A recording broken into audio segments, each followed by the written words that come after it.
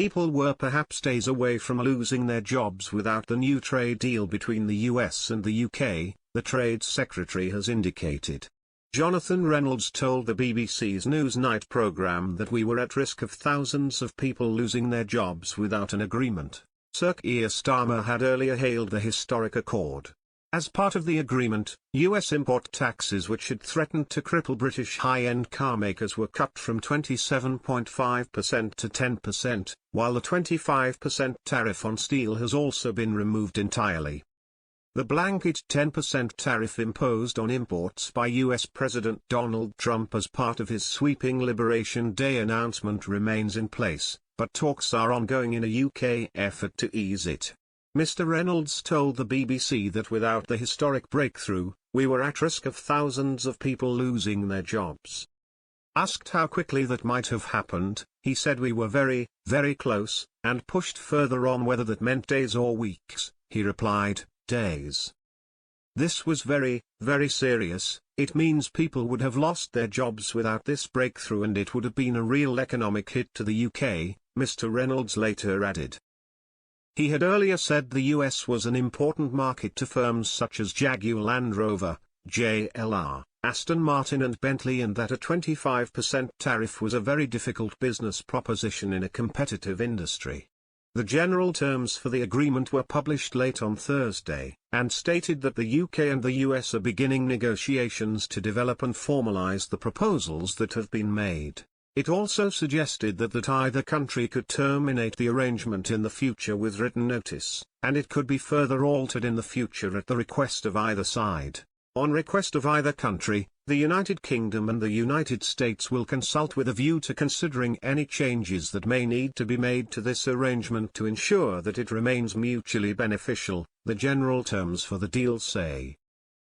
Sir Keir and Mr. Trump confirmed the deal in a conversation that was broadcast live on both sides of the Atlantic on Thursday afternoon. The Prime Minister took the call at a JLR plant in the West Midlands, and said it was important for him to go back to the factory that he visited in the days after the tariffs were first announced. The timing of the announcement came as a surprise, coinciding with V-Day, where the Prime Minister was heavily involved in events to mark the 80th anniversary of the end of the Second World War in Europe. The Liberal Democrats have been pushing the government to offer MPs a vote on the deal, but a Treasury Minister appeared to suggest on Thursday evening that would not happen. Asked on the BBC's Question Time programme whether there would be a vote, Exchequer Secretary to the Treasury James Murray said, "It's my understanding it won't, but I'm not Chief Whip." The deal is the first the US has announced since Mr. Trump's tariff regime was introduced last month, and speaking to the Prime Minister from the White House, the US President said the agreement was a great deal for both countries. Previous speculation had suggested the UK would revise the digital services tax as part of a deal, with the levy mainly applying to US tech companies. But Number 10 said on Thursday the tax would remain unchanged, with the two countries agreeing to work on a separate digital trade deal that would reduce paperwork for British firms exporting to the US. The deal also does not include any concessions on the Online Safety Act or the NHS, the business secretary said. Asked whether that could be ruled out for the future, Mr. Reynolds told BBC Newsnight, "Isn't this unfortunately how we do things in the UK? We've got the best result of any other country in the world, we're immediately speculating that somehow it's going to be worse in the future. We said very clearly the safety of children in the UK is never something we would negotiate with." He added, "We've got to stop being so insular in the UK and understand there will be asks from other countries, but we can refuse those and we can negotiate and we can get what we need in the UK to pursue our own interests." The agreement comes after weeks of speculation about what shape a deal could take.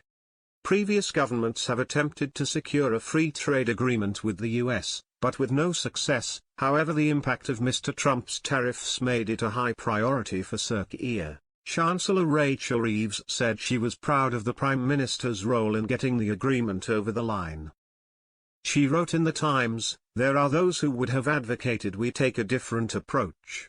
That we cave into the performative politics, which would have made for a good soundbite, but would have harmed our economy, threatened business, and put working people out of work. Other measures in the deal include a provision that beef exports will be allowed both ways, with officials insisting there will be no weakening of food standards for meat sent to Britain. According to the Associated Press, an unnamed British official said the US president had withdrawn an invitation to agree a trade deal before April 2 so he could impose his sweeping Liberation Day tariffs. Mr. Trump posted on Truth Social on Thursday evening to say that the deal is great for our farmers and ranchers.